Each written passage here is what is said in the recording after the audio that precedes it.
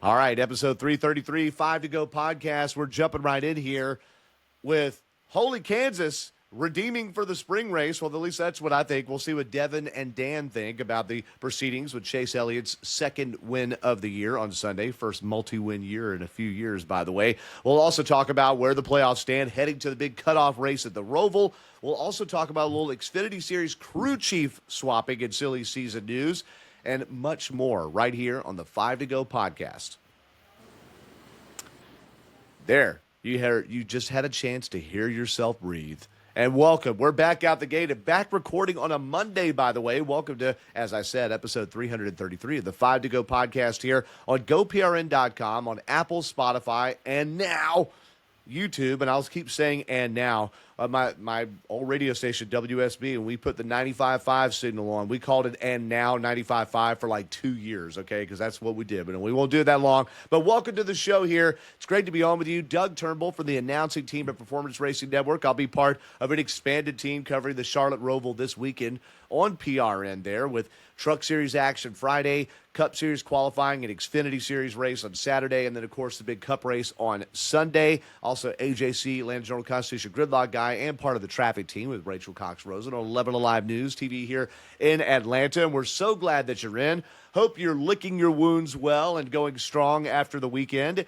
And we're jumping fast right into this week. So we're going to get this esteemed panel who's been sitting there for for the couple of days since we last recorded our last show, which was kind of late last week, to join you. First off, donned in his Jets gear, but this guy's a winner. He's our super racing fanalist, our roving racing roving racing journo. Respond right here. Hire Devin Kupka. Send all inquiries to Devin Kupka. He's on here, buddy. How you doing?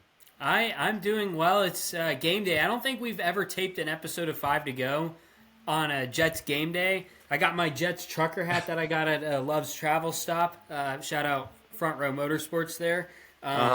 So we're all decked out here. I got my Garrett Wilson. Number 5 is my favorite number. I was stoked when he switched to it. But unfortunately, I think I'm getting ready for another Jets loss. We haven't beat the Dolphins on the road since 2014. So I'm thinking we're going to suffer another brutal loss.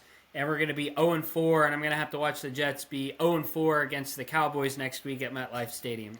And you do mean the Winnipeg Jets NHL team, right? Is that who the Jets are, the Winnipeg Jets?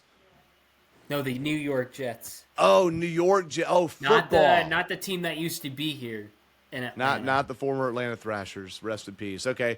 Yeah, I hope they do well, man. But 0-3 Jets versus 0-3 Dolphins. I'm sure ESPN is stoked about this Monday Night Football matchup. But, hey, somebody's got to win. Might as well be you. So I'm glad you get to enjoy that. You get to go on the road and watch them at Tampa Bay a week ago. And then coming up this weekend, you're going to see your ex-wife Dua Lipa in concert, right? That's next week on 5 to Go. We'll be joined live with her, and she'll break down the Roval with us. You'll be so she'll be wearing one of your big T-shirts, cooking you breakfast on 5 to Go. Yeah, is that right? Exactly, because that's what I'm doing Monday. Fly Respond to LA. right here. Dua Lipa making Atlanta. Devin eggs.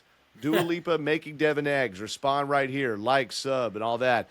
No, man, I'm glad you're getting to do all that traveling, and best of luck to the JETS Jets tonight. Also joining us on the line, he's got the tractor hat on. He's got his old race car he tuned on above him. He's our championship-winning mechanic, master maker of speed, grinding those gears at Dawsonville, and 2018 Georgia Racing Hall of Fame inductee, Dawsonville Dano Elliott. How you doing, brother? Doing good. Hope everybody else is. Looking forward to traveling up the road a bit and getting me a 12-pack of fried pies. Tried to do that Saturday, and the traffic and the crowd was so bad, couldn't get near any of the apple houses to get my fried pies, so that was out of the question, and hopefully can go tomorrow early and see if I can get a 12-pack of fried pies. A 12-pack of fried pies. When you were wearing a Coors uniform every day in the garage at the racetrack, did you ever think that you'd be saying 12-pack and then a fried pies after it? No, I never did. I thought it would be just 12-pack of Coca-Cola. Silver bullets. Coca-Cola. Oh, of course. Man, you win. You win, Dan Elliott. Well, hey, Speaking of, your nephew done it again. Siren was going off at Dawsonville not late last night. It was in the evening, I guess around 6 o'clock or so. Did you hear the siren going off, Dan? I heard the siren, but it was the Dawson County deputy stopping cars, so Okay. it was not the siren from the pool room. It was not the siren for the pool room, so you're No. just out of earshot there. But it Yep. got sounded. Chase Elliott, who I think we're on a lot of people's short list of chances to be fast this weekend. He did lead some laps in Sunday's 400 miler, but he got shot out of a cannon on a really bold 4-tire call from the Alan Gustafson led crew to mow around everybody there in overtime and capture his second win of the year. I mentioned in the show open there, second win of the year. Think about this. He won 5 races in 2022. He went zilch in 2023, the Texas win 2024, and then this year he had won at Echo Park Speedway. It's his first multi-win season in 3 years, which talk about things I didn't think I'd be saying. But Chase Elliott has certainly shown a little more speed this year, but not a lot of upfront speed. He did it, led 24 laps on Sunday, and again, captures that second win of the year. He does so in overtime, and I'm going to go right through the top 10 because we got all sorts of stories about these guys. Before we hear, Devin and Dan, your highs and lows on this race. So Elliott, of course, won. He did so besting Denny Hamlin, who had the stallion. He had the horse in that race despite some throttle and steering issues he talked about on the radio, and he finished second in the Sport Clips Toyota. Christopher Bell, his Toyota teammate, third. Their Toyota teammate, Chase Briscoe, fourth. Their Toyota teammate out of 2311 Racing, Bubba Wallace, fifth, and that was one heck of a scrum they had in the closing laps there. We'll have to talk about that in a moment. Kyle Larson, the winner in the spring, led a total of 1 lap on Sunday and finished sixth. Tyler Reddick had a great run but didn't lead any laps, and he enters the Roval basically in must-win territory with a 7th-place finish. Brad Keselowski, who was a lap down at one point, finished 8th. William Byron, invisible through the day, but lasted to 9th place. And then this guy was 2 laps down, had a stop-and-go penalty to start the race, but Shane Van Gisbergen, now that he's out of the playoffs, might as well finish 10th. The rest of your playoff drivers, by the way, mixed results. Ross Chastain ended up 11th. Then you got to go back because the Penske cars had some maladies through the day. There was that big crash right there in the middle of the race that Noah Gragson kind of triggered, and it took out a lot of cars, gave him damage. So Joey Logano ended up 21st. Ryan Blaney ended up 24th. Austin Cindric way back in 30th position. In fact, he was 4 laps down at the end of this affair. And I think that's all the playoff drivers, right? Yeah, it is. So mixed bag of playoff drivers, a lot of them finishing in the top 10, but now a lot of separation in those points. Remember how tight the points were before the New Hampshire race?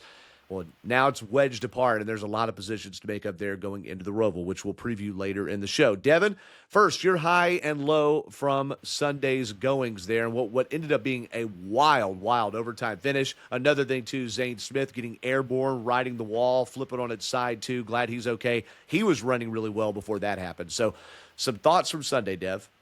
Yeah, there's a lot of talk about NASCAR going to a full points season, or full season of points. How about giving some bonus points for riding the wall? I think that would make things a little bit interesting. Maybe we can grab some viewers back into the sport during this cable stretch of the year. But I thought the real high of the race was just really how good Kansas was, and really that finish was really cool. Seeing Chase Elliott, a driver that hasn't won, as you said, multiple races since 2022. But it was cool to see him take advantage of not only the pit stop that he got, the fresher tires, but Denny Hamlin, Bubba Wallace battling it out for the lead, take advantage of them two fighting it out to win the race. I'd say that was the high point. My high point of the race was just that overtime finish was just so cool. And Chase Elliott just had some clutch wins. I mean, how about the race at Echo Park Speedway earlier this year and now Kansas? He's coming clutch at the end of some of these races, but I would say my low might be for Denny Hamlin, who was trying to hold off his driver essentially because he's a part owner of 2311. And my thing is that you have a driver in Chase Elliott that's behind you who's on a lot fresher tires, and if you're battling with Bubba Wallace trying to hold him off, and you yourself trying to get the win, you have somebody that's right behind there that can easily charge past both Wallace and you. I think that was a bit of a miscalculation for Hamlin, because now Elliott was able to get the win, and not only did Hamlin lose out, but Wallace lost out too. And I don't know. My thinking was maybe this is one of the things why Denny Hamlin hasn't won a Cup Series championship is for some of the moves that we saw on Sunday, especially given there at the end of the race by Hamlin. Okay, so not doing the right thing in clutch moments, and you think him washing up the track, racing hard for the win, is what allowed Chase Elliott to win? I think you could have bumped him a little bit, like coming to the start-finish line, but in the middle of the turns, I don't think that was the right move. He should have held off a little bit longer. Held off a little bit longer. Okay, yeah, I'd love to hear. We're recording this earlier in the week. I'm pregnant with anticipation to hear what he has to say to explain that on Actions Detrimental. So your high was Chase Elliott going to victory lane in that dramatic fashion. Your low was Denny Hamlin's move that handed him that win. So the high and the low hand in hand. Dan, what about you? I feel like you have maybe an alternate opinion to this race from a lot of the people, a lot of the returns I've heard so far.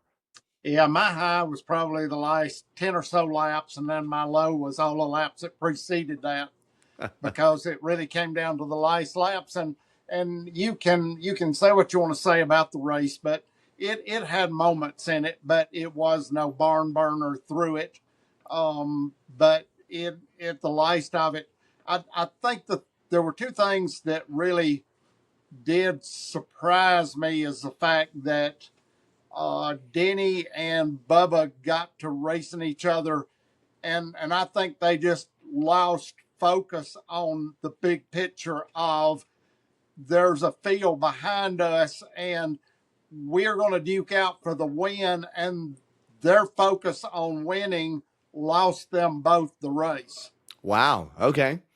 So because you look at this, and I've seen it over and over and over again, where the front two cars get to racing so hard, they forget the rest of the field behind them that is just as competitive or as close. And all they need to do is get lost in this moment of, I'm going to be the one that is going to be first to the finish line, where you end up ruining each other's day. When it could have been, as Devin said, if they'd have stretched out and worked together as they should, then I think that would have been a 1-2 finish. And I think that they could have probably held off Chase. I might be wrong, but everybody gets to play armchair quarterback. And after this is over, you can look back. But I think that given the facts of what we saw during the course of the day, number one, I cannot believe that they were able to do what they did to Bubba's car. It was so bad at the beginning of the race, and it turned around and be so good at the end. And I don't know what they did, but that deserves mention in itself, because Chase was good all day long. He was good. I'm not going to say he was the winning good, but he was good all day long. And make no mistake here, he put himself in the position. He put himself there to be able to capitalize on the outcome, the final happenings of that lap to pace him on the low side and win the race. He put himself there. The call on the 4 tires, all of that stuff enabled him to get this win. And like I said, I've seen it over and over again where the front two cars are duking it out, and they just absolutely lose their mind on what's behind them and how close it really is. Well, that's a great point. That's something that didn't occur to me in watching the highlights, and I didn't get to watch it live. Yep. I wish I had, because there was a point in my NASCAR app where it said Bubba Wallace had won the race, and I was still at church, and I'm looking at it and go, oh my gosh, what a table turner. And so I turned the screen off of my phone, and then 15, 20 minutes later, get in the car to go home, and the MRN broadcast is still on, and they're playing a replay of the closing lap saying Chase Elliott won. And I was like, what? So I was really actually genuinely shocked based on what I'd seen versus what I heard in the moments closing in that race. And then, of course, going home and watching the highlights, of course, there's no question that Chase Elliott won it. But it didn't occur to me, these guys racing so hard in overtime allowed Chase to win. I more thought there was a bunch of cars because it wasn't just them. There was Christopher Bell, there was Chase Briscoe, Tyler Reddick was close by. Uh, I just kind of thought you had to race that hard because the others were that close. You couldn't afford to get in line or do anything like that. And then Chase was able to just leapfrog all of them, both on his new tires and because of the close racing. So, yeah, but coming down to the low side and pulling that momentum as you dip down, as you because he dive started sort of high, cut off low. the Yeah. bank, and But this was, to me, this was either Denny's or Bubba's race to lose. Okay. Yeah.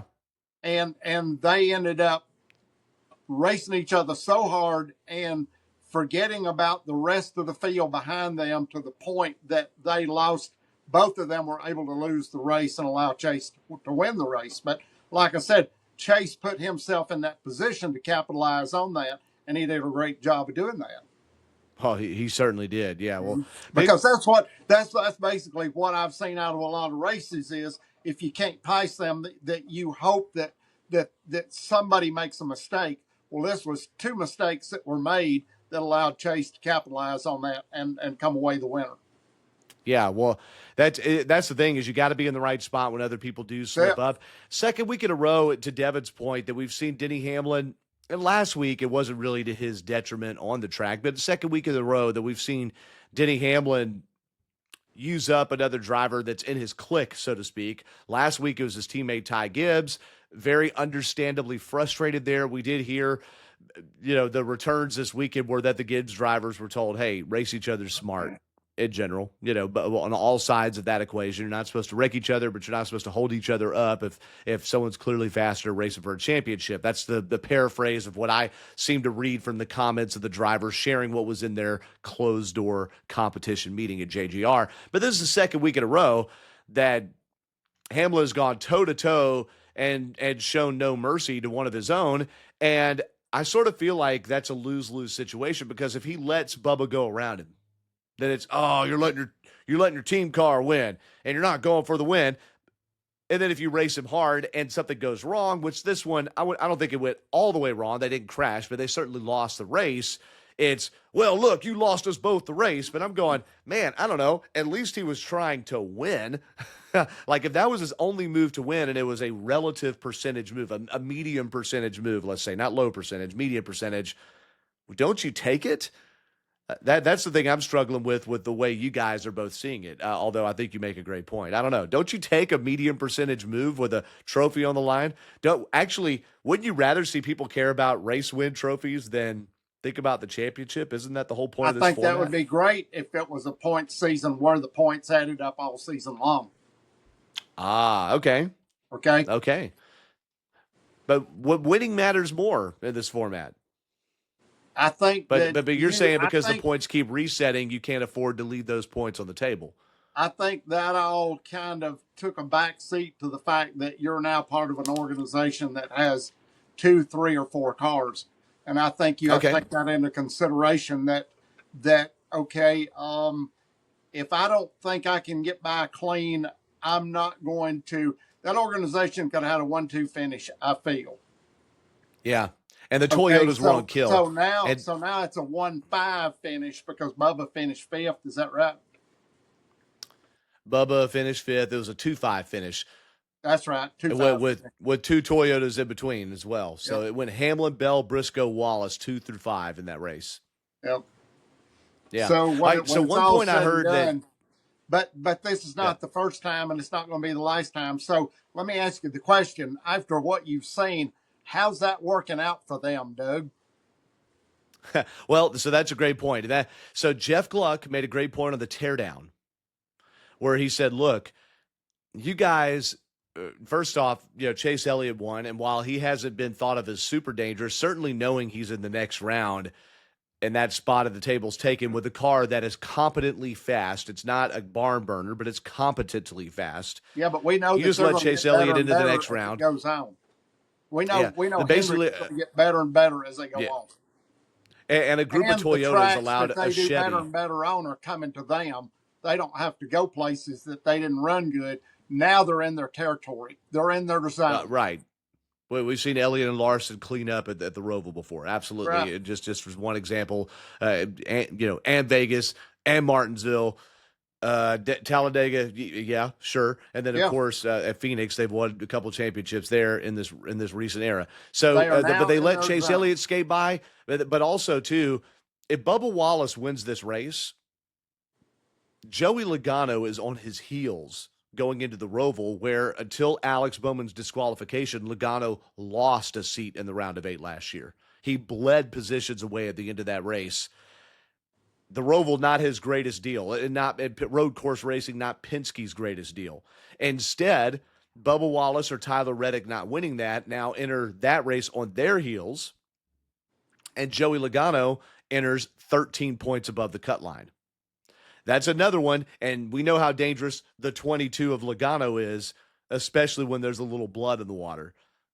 If he survives the Roval, then we set up and suddenly leads to the round of 8, and then they just got to win one of those races, and then oh my God, Phoenix. So that's that. And again, you can't be thinking all the way like that when you see a checkered flag and it's overtime. This wasn't a 10-lap shootout. This was overtime, and we're thinking about all these things that's taken us minutes to explain that these drivers had seconds to anticipate, but still, that's something else to bake into the equation. Speaking of the playoffs, let's run down who's below the cut. So Austin Cindric, minus 48.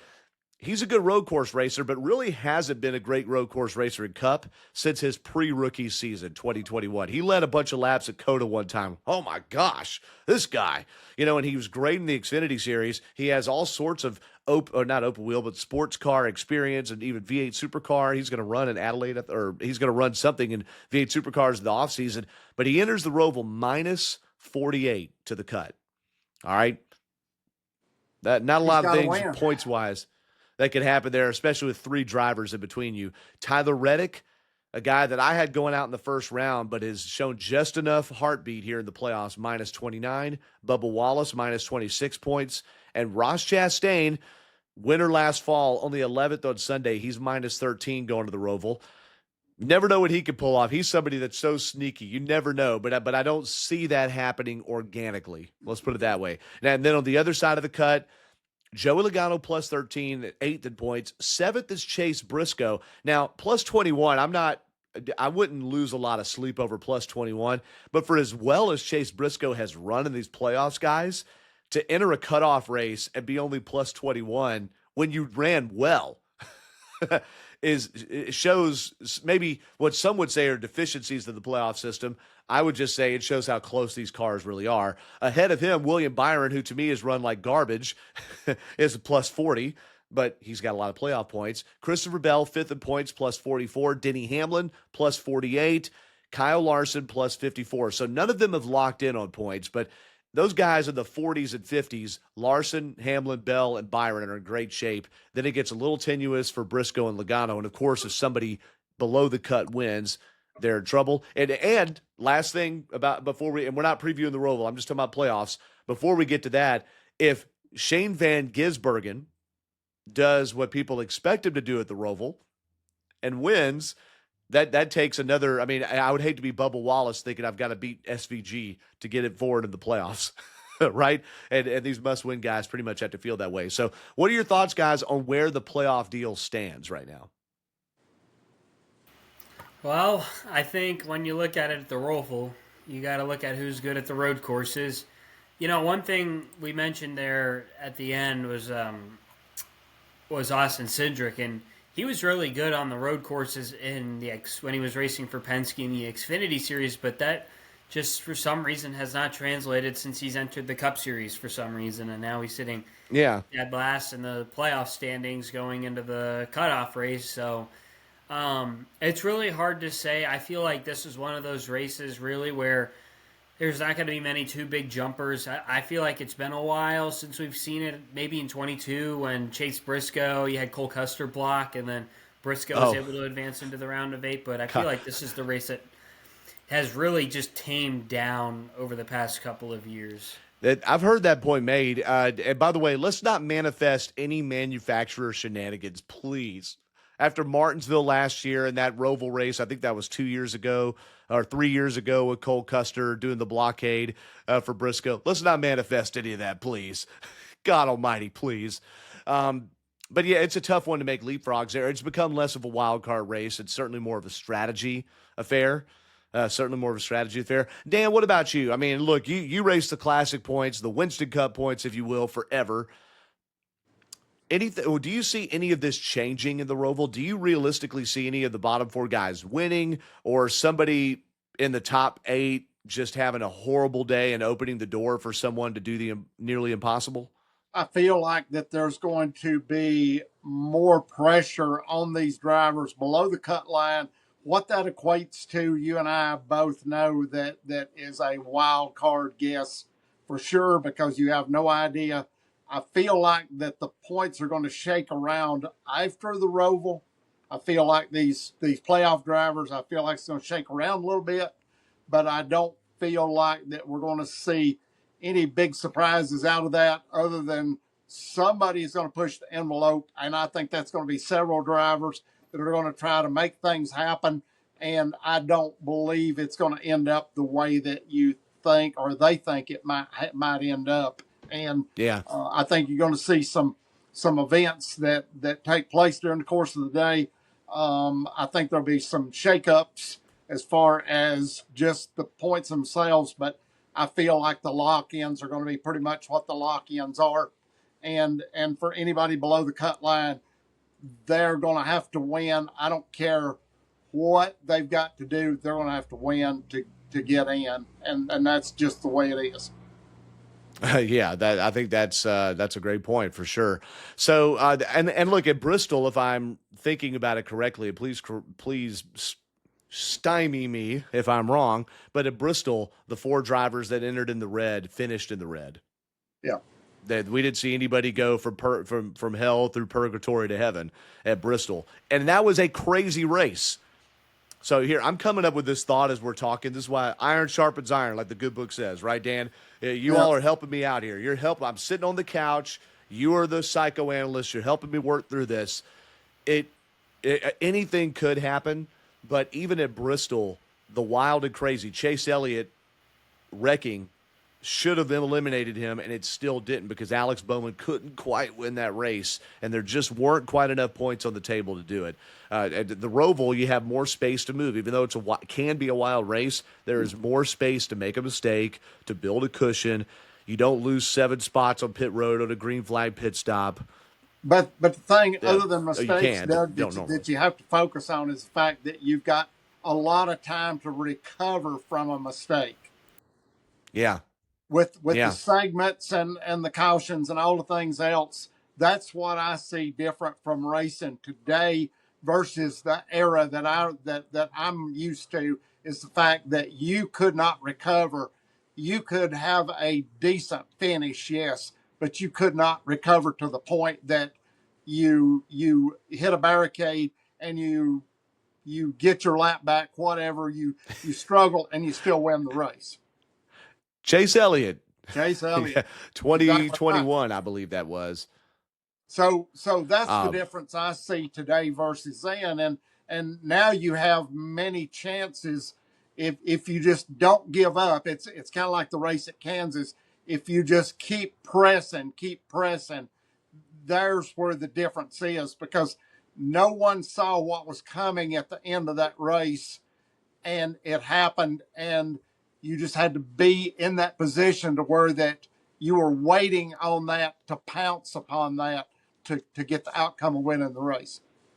Yeah. I want to. So since we're there, let's go ahead and preview the Roval, and then we'll get to a couple other topics this week, because we've got one in the hopper here that we took about 15 minutes forming on this show, and I want to get to that. So Dan, you set that up greatly there with just what the Roval could or could not do, the amount of time to recover. Looking ahead for the racing this weekend, we'll get to the schedule and maybe some drivers having cups of coffee, different series in a moment. The driver with the best record since the Roval debuted is who? Kyle Larson. Larson, 5th in points. He missed a race in 2020, of course, when he missed most of the season that year. But he has 2 wins, fifth most points. I think if he had run all of them, he'd be right there for sure. Is it Chase Elliott or Christopher It is Chase Bell? Elliott. Chase Elliott, 5 top 10s, 2 wins, and 7 races. And I'm doing all the Roval races. I will switch to Gen 7 stats in a moment. I did misspeak. Joey Logano has 6 top 10s in the 7 races I was run at going the to say Roval. He Logano did because I struggle thought last year. Logano had I'd run. forgotten. Yep. Average finish of 8.6. Average finish of 8.6. Ryan Blaney, the winner of the inaugural Roval, in a gangbusters wild, oh my gosh, Truex Johnson wrecking in the chicane finish. Ryan Blaney third, William Byron fourth. Now, Blaney and Elliott have already tapped into the next round, but Logano and Byron, they're in good spots. Now, the drivers that are on their heels, I keep using that cliche. Tyler Reddick, 6 most points at the Roval, 3 top 10s, average finish 7.8. Christopher Bell's at a good spot, 8th most points. Denny Hamlin, only 12th most points. He has a single top 5 finish, and that's his only top 10 as well. Average finish 16.4. Bubba Wallace, who's gotten better on the road courses lately, so I hate to stir in the whole record here, but he has 2 top 10s, 18.1 average finish. And then we mentioned Austin Cindric, who has not been in the Cup Series, but he's only run 3 Roval races, average finish 16.7.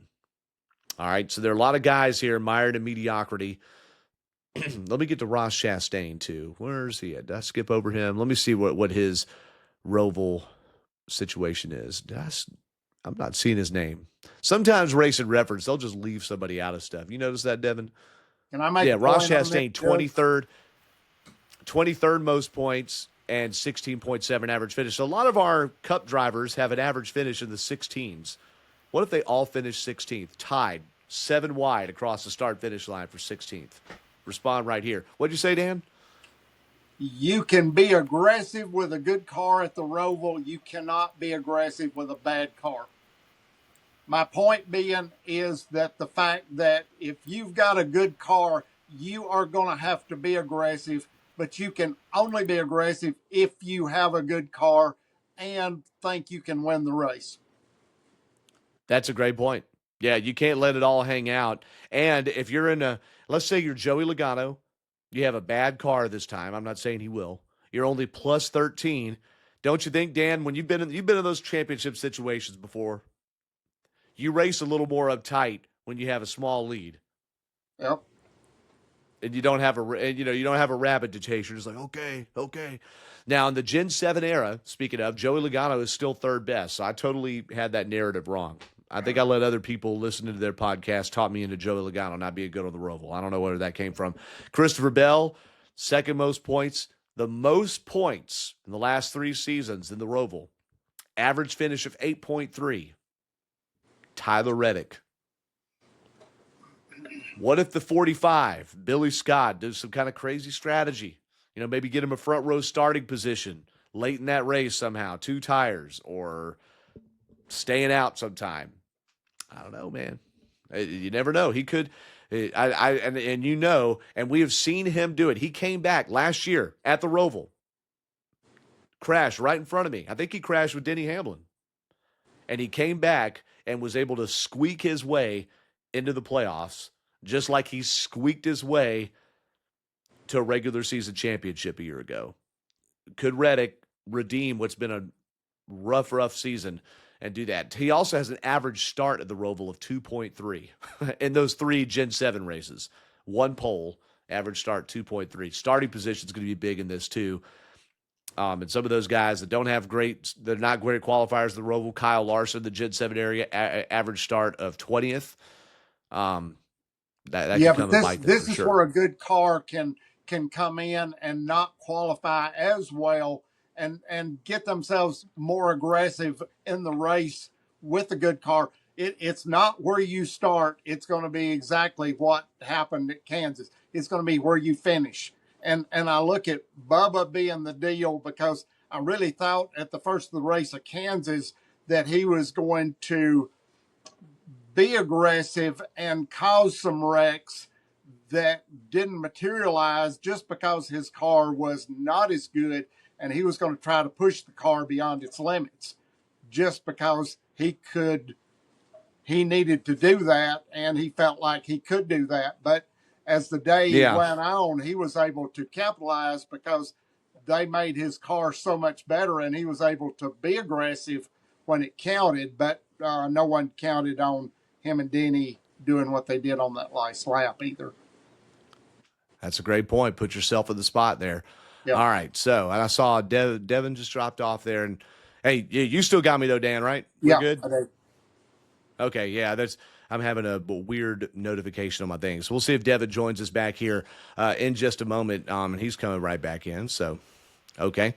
Yep. We'll let Devin get reconnected here in just a second. So the Roval coming up this weekend. Again, I'll go ahead and run down the weekend schedule there. We should have, I got a race page going. And Dev, if you could hear me also, I think you have it open in 2 tabs. So make sure on your computer there that works out.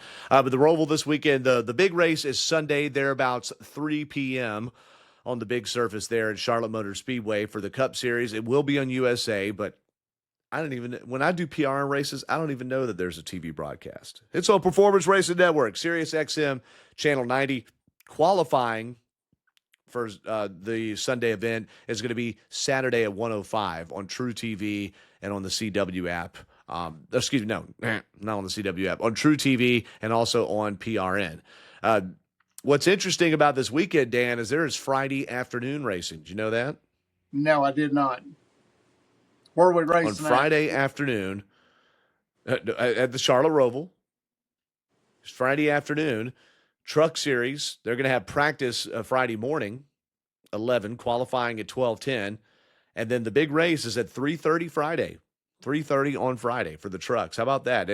How many people do you think are going to watch that? Several. Well, we will have it on the NASCAR Racing Network, NRN, which is our combination with MRN for our truck races. So that'll be it. And then also IMSA is going to have qualifying later that evening, and I believe a race on Saturday, There will or a be version of the hordes of people IMC. watching that There's going to be a event. race on that. Yes, there will. And then of course things get really real on Saturday. First on-track activity. There'll be an IMC race there. Like I mentioned, they'll be practicing on Friday, racing early on Saturday. Xfinity Series practice and qualifying on the CW app, and that is not radio vised. That will be at 11:30 to 1:30. Cup Series practice right after that at 2 o'clock. That will be on PRN and on True TV. The practice, of course, followed by qualifying, 2 groups, 25-minute practice sessions, and then it's multi-vehicle qualifying, groups 1 and 2. So it's a little different. They're not doing single car qualifying. It's group 1 and group 2 qualifying, 3:10 p.m. on Saturday. Xfinity Series race does not start Saturday until 5 p.m. So it's going to end under the lights there at Charlotte. Hopefully that gets clear of some of the biggest college games too.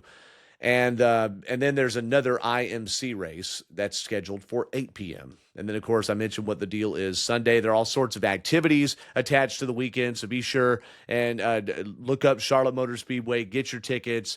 Kids, I think 12 and under could get in for very cheap or free, depending on the event. There's concerts. I love the Midway area in Charlotte, Dan. I don't know when the last time you've been up there is, but it's just so much fun. And I love walking past the Midway up to my turn spot in the 4 grandstands. Will there be any of the dirt races? Will they run the dirt races this weekend as well?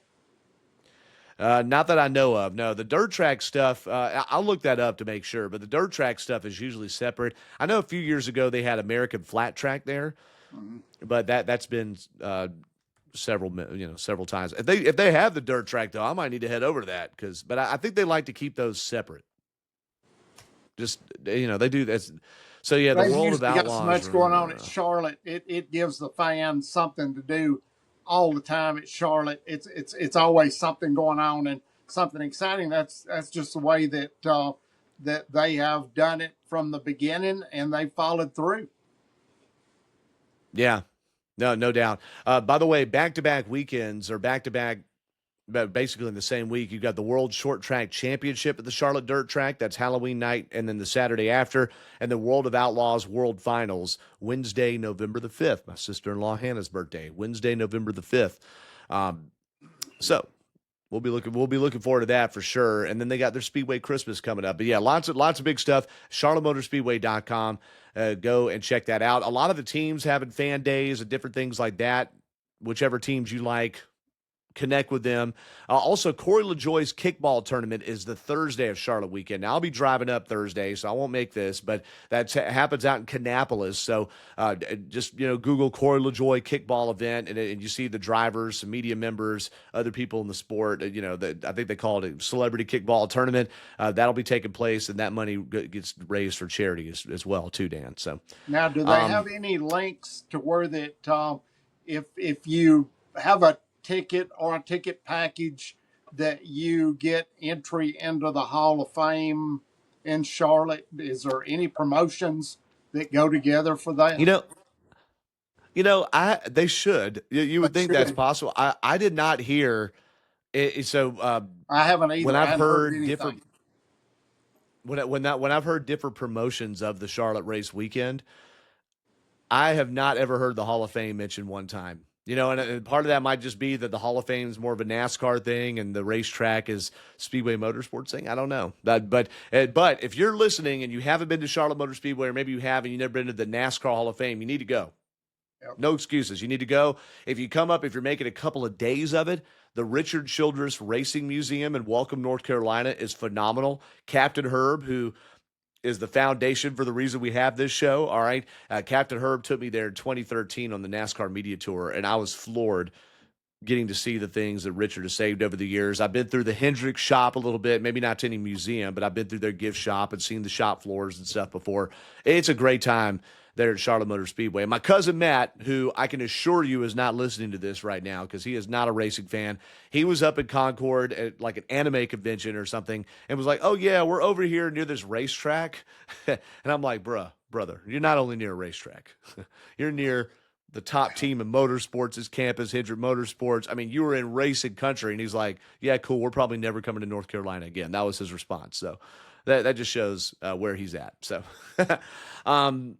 hey, one quick piece of news, and I'm waiting for Devin to rejoin. He had a computer issue there. One piece of racing news, Dan, and I know, I mean, your time didn't quite overlap with Rodney Childers. You were pretty much out of the garage by the time Rodney was really in the garage full time. But Rodney Childers, who very suddenly and I would say unceremoniously left Spire Motorsports after Stewart Haas Racing shut down, they put Rodney with Justin Haley in the 7 car.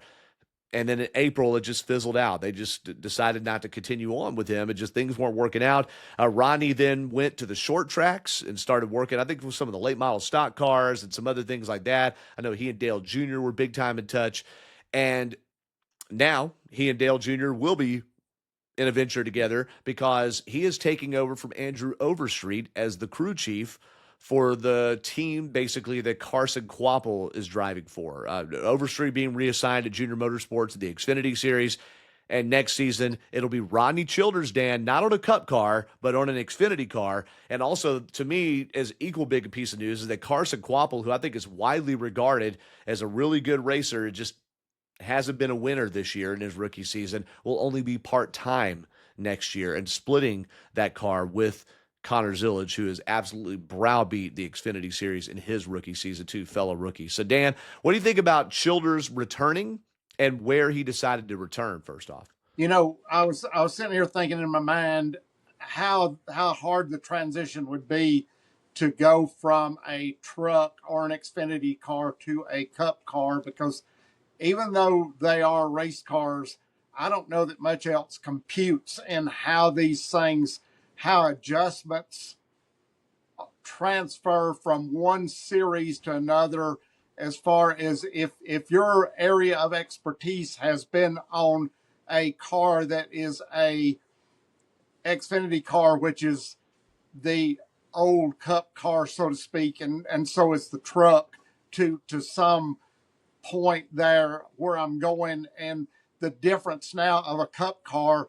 And it's almost as if you come up through those series and graduate onto Cup, there's got to be a university you have to go to transition from the old car to the new car, because these could not be a lot the same in what you're doing. There's just too much differences in the car. And I think that's a lot where my point is on where he's coming to and his area of expertise, so to speak, until you have been around these Gen 7 cars enough to understand and be around the engineers that are definitely across the board in all three of these series, that you get enough idea and understanding how you can think that the things that you do will equate to the same thing. The same thing you do to an Xfinity car is going to equate to the same thing you do to a Cup car, and how Yeah. that transition works. And if you're listening to the engineers and stuff, yes, I can imagine that suspension and shocks, and you're going to a transaxle car, you're going to a car that you can adjust both ends of the car like a front end. You've got basically two front ends on a Gen 7 car. So that is going to be tough, but I feel like that what they're trying to do is bring him up to speed, and this to me is the best way to do it. Well, I think that's a great point. And I mean, I just wonder at this point in his career, he's done it all. You know, he could even be a Hall of Fame crew chief, you know, highly regarded, but he also is not near the age that most people retire for being crew No. chiefs. You know, he's not. And you just got to know that's still in there. And you don't. Nobody wants their time to end the way his did. And I don't know that anybody really thought he was going to end it. I think they knew he was going to come back. In fact, I think it's surprising it took this long to come back. I wonder too, Dan. I think everything you said is right. Is that maybe they're just trying to, you know, get him more reps before coming back to the Cup Series or something. But I you know, he did work on Gen 7 cars for 3+ years at Cup. Yeah, I but you mean, have to you think understand that he knows that how to if do it. I'm wondering if he chose to. it's like going to school, Doug. If you miss days at school, you get so far behind. So look at where we are in this, and how much time that you've got to make up for, and what you've lost in that time. Well, that's a great point. And it puts him in the Hendrick intake. I mean, I know Spire has a Hendrick-ish relationship, but Junior Motorsports is a direct pathway to Hendrick Motorsports. Yes. And you look at how great JRM has been in the Xfinity Series this year, and that one team, which I mean, and we don't know yet who's driving the 88. I have some guesses and some ideas, but nothing I know, just guesses. The 88 that Zillage is departing from, but that one team has been behind the other Junior Motorsports cars, and not by much. Carson Kvapil has shown a lot this year. I hate to see him going part-time at a time where you got to think this guy deserves to be full-time in that series. But man, having Rodney Childers thrown in, you already have the top organization at Xfinity on fire. Just throw some more gasoline on that fire and have old RC show up. Yeah. That's going to be big, and it puts him in the pipeline Hendrick Motorsports as well. And I want to say, and this is thinking way too far ahead, Dan, but if Alex Bowman and the 48 team don't get their act together after this season, certainly after next season, there's got to be some sort of shakeup that's got to happen there too. Or, you know, so if the other Hendrick cars get a little bit behind too, you know, even Chase's deal, right? Whoever, you got Rodney Childers waiting in the rings, not some unproven engineer. You've got Rodney Childers waiting in the ring. Man, that could put pressure on the Cup organization with Childers never picking up another Cup wrench, right? And I think pressure in a good way. So, shall see. Hope we didn't over-explain it for you guys. Yeah, Devin, by the way, has told us he is unable to connect for some reason, and I don't know why that is exactly. So what I want to do, Dan, we had a big topic set up, but I don't want to have that discussion without him because he had some great points. All right. We're already, you know, we're approaching a pretty big time as it is here. So what I want to do is kind of round the corner here on 5 to go. I mean, we've talked about crew chief shakeups here in Xfinity, silly season stuff. We dug deep into the Kansas race, deep into the Roval, and basically that. But I want to save that other big topic for a time that Devin could join, Dan. So you got anything else in the hopper, anything you've noticed this week, whatever, before we pull this into the garage? Well, you know, it's coming into, as I said, it's coming into Hendrick's territory on the races, and what I feel like they have put themselves in a position for these last events. I really thought that they would have done a little bit better building up to Kansas, but Kansas is definitely on the track that I see the races and the organization, and definitely if Gibbs and Hamlin don't come to some terms here on what's going on internally, and I know that they've said they're not going to talk about it, and that's okay because they don't have to, because the racing speaks for itself. So given that, they gave up another opportunity to gain even more points this past weekend, and if they don't get the organization, I'm not going to say straightened out. If somebody just don't sit down and get it working, then they're going to give up so much that they won't be able to finalize, to put together what they've been wanting to do. And I want to make sure I heard you. Are you talking about Hendrick?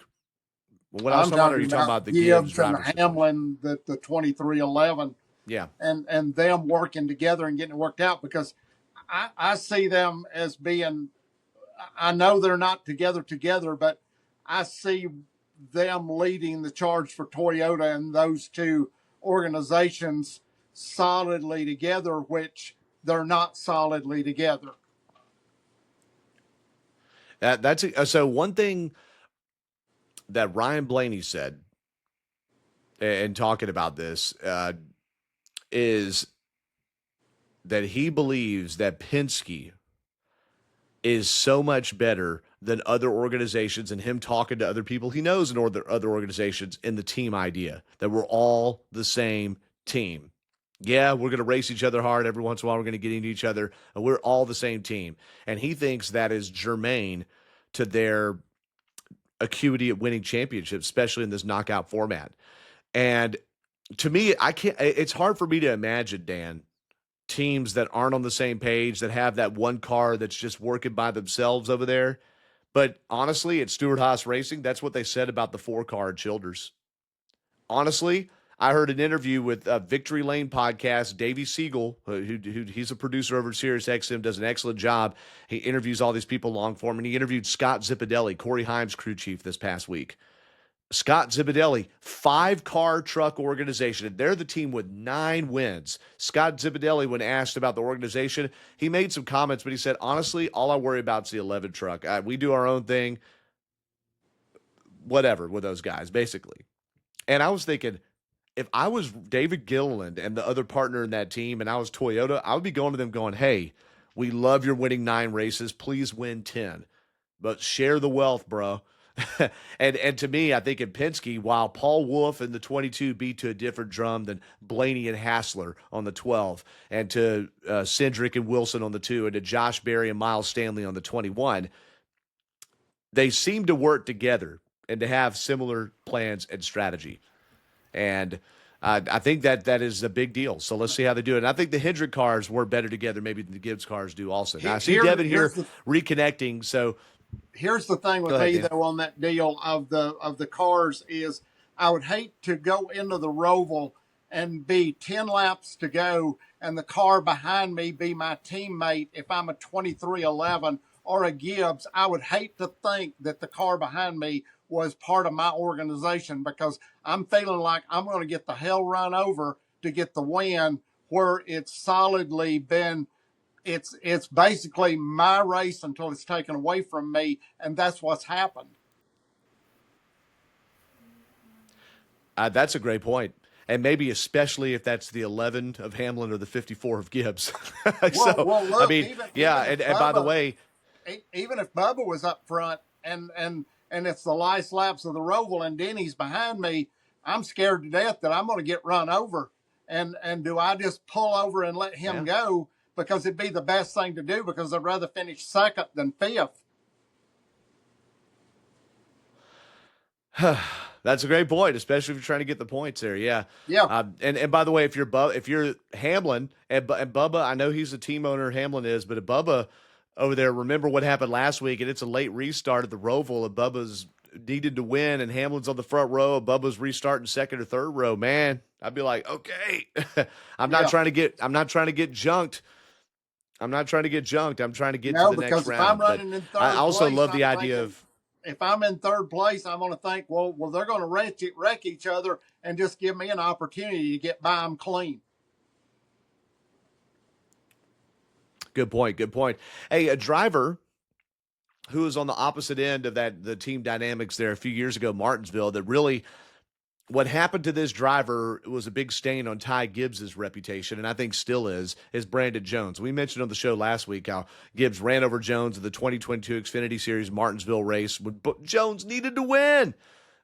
And Gibbs just ran him over and already had his win and everything and won Martinsville, and Jones crashed and went to Junior Motorsports for 2 years. Well, Brandon Jones has had a resurgence since getting back at Gibbs. Instead of being in the 19 car, he's in the 20, and he won this past week at Kansas, a track that he's extremely good at. And he is now, along with Connor Zillage and Justin Allgaier, punched his way into the next round. Why does it say that Allgaier already has? I guess Allgaier and the amount of points he has. So the drivers that will be after Charlotte that are below the cut line right now are Nick Sanchez, Austin Hill, Harrison Burton, and Sammy Smith. But they are only, Dan, between 5 and 14 points behind the cut line. So anybody could point their way in the Charlotte Roval Xfinity Series race. Yep. That is going to be a spicy meatball. All right. Jesse Love +5, Carson Quapple +9, Sheldon Creed +12, Taylor Gray +16, and Sam Mayer +43. If I'm any of those guys, the only one I'm feeling remotely safe is Mayer and maybe Gray. The others, though, with all those hungry thoroughbreds behind him, you never know. Granted, I don't see any of them doing amazingly at the Charlotte Roval, but Sanchez, Hill, Harrison Burton, and Sammy Smith below the cut line. Dan, Austin Hill is 7 points below the cut line, and he lost 20-something playoff points for wrecking Eric Almirola at Indy. Imagine if Austin Hill had kept his cool and not hooked Eric Almirola's 19 car. Austin Hill would be probably well above the cut line. Just want to throw that out there. He's only one of several drivers that probably are feeling the heat of things that they've done or caused and where they're sitting now. And they're going to have plenty of time to think about a lot of this over the offseason. Yeah, that's a great point. The trucks are already into their round of 8. They'll start their round of 8 at the Charlotte Roval, so everybody's kind of in a different spot here. The Cup and Xfinity have kind of caught up to each other. Their eliminations at the same time, but the trucks do not have an elimination race until Martinsville, which is the same weekend as the other series elimination races.